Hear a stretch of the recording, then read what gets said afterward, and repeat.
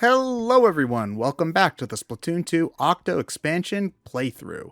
In this part, we are getting the final thing. And then we get to go to the Promised Land, where I'm sure nothing Yay. bad will ever happen to us. Ever. Do we get some cake along the way? I was about to Yeah, say. we get yummy cake. I was Definitely about to say. yummy cake, and definitely not a fiery burning room of death. All right. But Blow up already. Okay. they know what they're doing, though, with that. Also, that's a Joy-Con. Why are you trying to take a selfie with a Joy-Con? Is it a Joy-Con? It's Yeah. supposed to look like one at the very least. I don't really see it. It's got the joystick. If you look at it, Yeah. it's Wood certainly that clunkier is. looking. He's totes impressed. Just bounce to the ounce. Oh man. Okay. Okay, so you can leave if you want to, but Oh yeah, I thought that the game automatically put you into the final segment. I forgot that you had to talk to him and I am a little surprised that my guess of a blender was correct. I do like that they ask you like 3 times, and the last time the answer for no is if you put it that way, no. So yeah, the lore behind this, when you think about it, is very, very, very dark. So yeah, this is a blender that he's building, and we're stepping inside it like an absolute moron. I would like to point out, we definitely shouldn't be going in there, but you know, whatever. I mean, that's the least dangerous part of the blender, so. No, we rise into the dangerous part after that. Oh. So we're the 10,008th test subject. The implication is that the previous 10,007 subjects who completed the tests were then put into this blender by the telephone and then turned into the blue goop that made all of the enemies for the other tests. well, also part of it is that we see later is that phone person is looking for smart subjects to blend and use their DNA juices to make smarter people because they think the Inklings are a bunch of self-absorbed morons, which they are. So I mean, they are, yeah, but like Wait. the whole eugenics murder testing stuff is, a bit much, yes. yeah, a little bit. But we get saved by Agent 3, who is the hero from the first Splatoon game. And then they save us dramatically and then knock themselves out immediately. So thanks, dumbass. So how is Agent 3's appearance determined here? So this was between sessions, but Captain Cuttlefish takes out a drawing pad, draws a picture of Agent 3, and is like, "Is this what Agent 3 looks like?" And you can be like, "Yes" or "No." Oh, okay. And then he's like, "And what color was Agent 3's eyes again?" And you're like, I remember blue." I remember comparing this to like Hawk and Dragon Age Inquisition, how you had Yeah. to sort of redefine their appearance, but you could emulate your own character from Dragon Age 2 if you wanted. Yeah, I believe the canon is girl for both the Octoling and Agent 3. But I'm not sure like what determines that or where that's ever been said. I get the feeling that there isn't a canon. Like, they go to the trouble in this game of like starting you out randomly on a gender, so that like it's not always on boy or always on girl when you start. A lot of games have been doing that lately, actually. Yeah, but I mean, it obviously all the promotional stuff has it as the girl, just because the girl design is more striking. I think a lot of people kind of think that. Although the boy Octo does have an afro, so that is also pretty good. And this is one of the best parts of the whole game. Is you have to work. Metal Gear, yeah. Yeah, you have to work your way out of the testing facility, which also again Portal. Has a lot of Portal vibes. But we also don't have a weapon or sub-weapon because we were only ever given them for tests. And we never got to keep one for ourselves. So the first few sections here, we do not have any weapon at all, which is surprisingly tense a lot of the time, because you can't do anything. You can't manipulate where the ooze is, so if the enemy starts shooting at you, they'll ruin the ooze placement that's already there, and you can be up shit creek without a paddle. Yeah, not to mention that you'll just, like, die if they hit you, and you can't kill any enemies as well. And the AI is also pretty good about spotting you if you move. This is the thing about Splatoon in the multiplayer as well. If you're moving in the ink, you can see people move if they're moving fast enough. Because, like, you can kind of see, like, the ripples. And if you're only moving, like, really, really slowly, will you be truly invisible. And the enemies will see you even if you're moving just a little bit too fast. So they're not, like, the stupidest stealth enemies that I've ever seen. Ooh.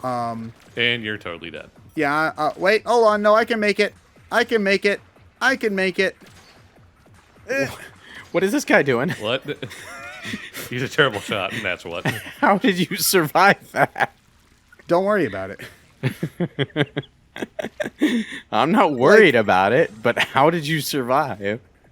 I don't either, but we did, and that's the important part. Like, I'm trying to think of the stupidest stealth section enemies I can think of, and probably the guards in Ocarina of Time in the garden are up there, if I had to pick just one. Yeah, probably. Oh yeah, but that's because they were like that's also like a 2-minute section. they were on like a completely set path, so they didn't really have a brain between them, or even a brain cell, really. Yeah, but that was also the point in time where every game needed to have a stealth section because it was mandated by law. If you didn't have one, then you weren't a real video game. I don't think Ocarina of Time was late enough to fall into that trend. Yeah. So I think it was just some random adventure-y thing that they thought would be fun and a nice mix-up. Yeah, and to give it a little bit of leeway, it's like I said, a 2-minute section, and they never do it again. It's not like no, they do it again in the Gerudo Palace. That's true. You're right. And I hate that place. It's worse in the Gerudo Palace than it is the castle. Yeah, well, the Gerudo Palace is more just annoying because it takes forever. But yeah, this section isn't really too long. I'm just kind of done, and I don't really care. So I'm kind of bum rushing at this point. If you do take damage to the point where you get like, where your armor breaks and you're like one more a shot away from getting killed, you do explode in a bit of your own color on the floor. So there is like a small period where you can kind of move around still and get out of a tricky situation. Also, Hey, they it's a start trailer playing the off the hook music at this point in the playthrough, which is really great. They also like acknowledge that that's how you can tell you're getting closer to the surface, is because you can hear the off the hook music playing on the radio as you get closer to the top, which is also kind of funny. And it's also really good too. I love the music in this game. Man, when you're moving around without the ink, it's kind of like playing Nights into Dreams as the kid. Kinda, yeah. And it's part of what makes you feel so vulnerable, is that you can't... Oh, yeah, that kind of thing can be pretty effective. Yeah, it's important when it's used to emphasize your movement options and your abilities. For a kind of similar effect in horror games, you know, there are a lot of horror games that just don't give you any ability to fight back at all, but I always found it more effective when you had the ability to fight back normally, but in the middle there somewhere, there's a portion of the game where that ability to fight back is taken away temporarily, whether it's for a few rooms like in Code Veronica or for a full-blown section like in 8. Resident Evil 4, although, again, we sometimes stretch the definition of horror game for that one, There's the Ashley section. The where you Ashley lose the ability. section isn't it, like in the Japanese version. It's even more helpless because in the Japanese version that section is tank controlled and fixed camera angled. So Yeah, but it's You're going important back to kill when him just because. yeah, it can work well when it's used to emphasize like what you had and how you've lost it, like and make some new challenges about that. It's not good when it's just like a major part of the gameplay is just not having any sort of abilities at all, which is like Well, the I kids mean- and Nights into Dreams, I feel like. Or Knight's Journey of Dreams, whichever one the Wii one is. Journey. Yeah. Because in Into Dreams, I mean, I'm not the biggest fan of that game either, but at the very least, playing as the kids is a punishment for screwing up as knights. You're not really expected to ever have to do much as the kids in Yeah. that game.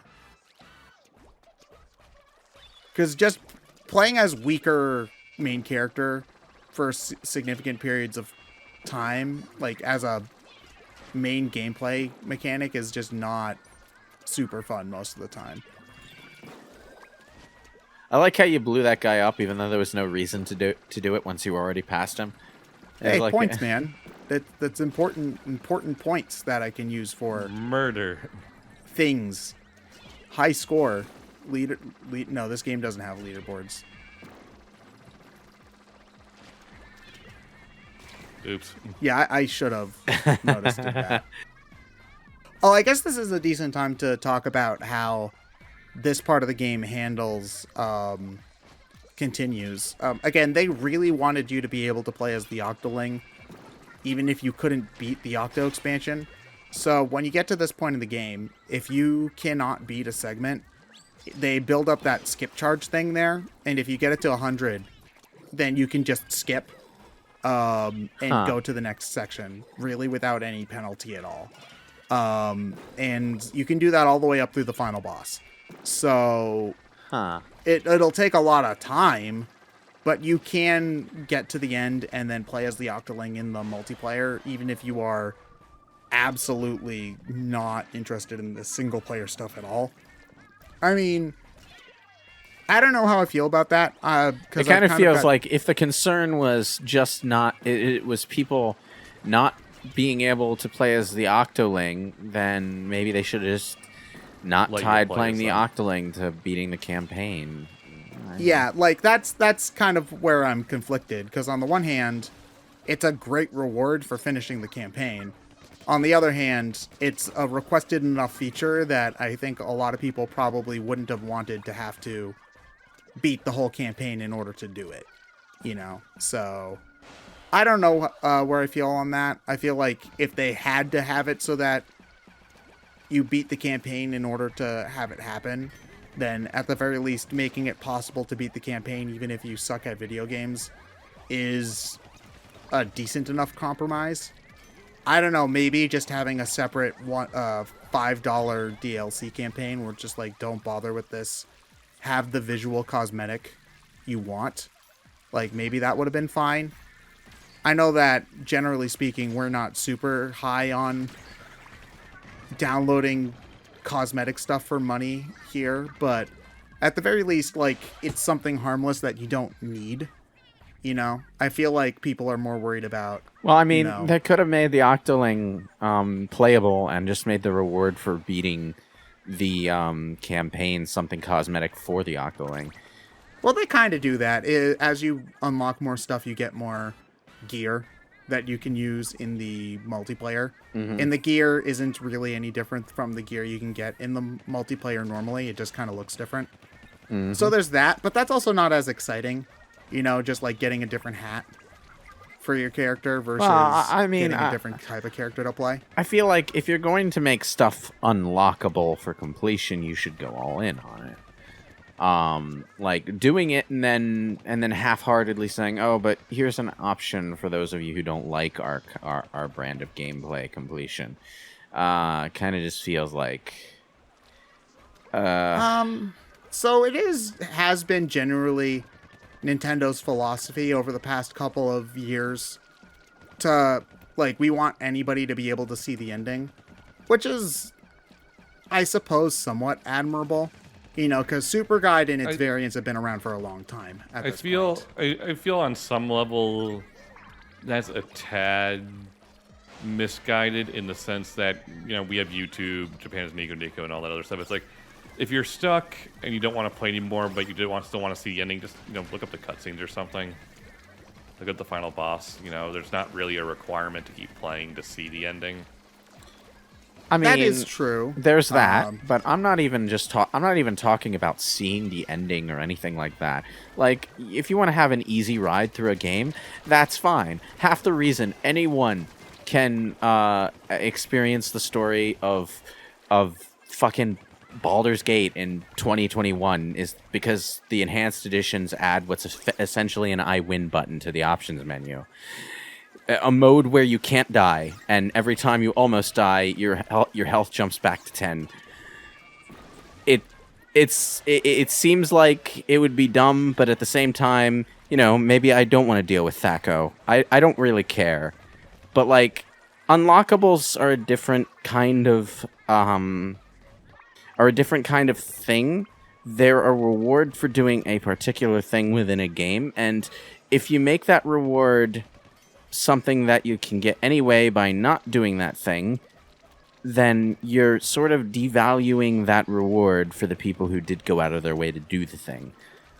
I think that's true, and I think that's why more people put stock into the golden pin item that you get.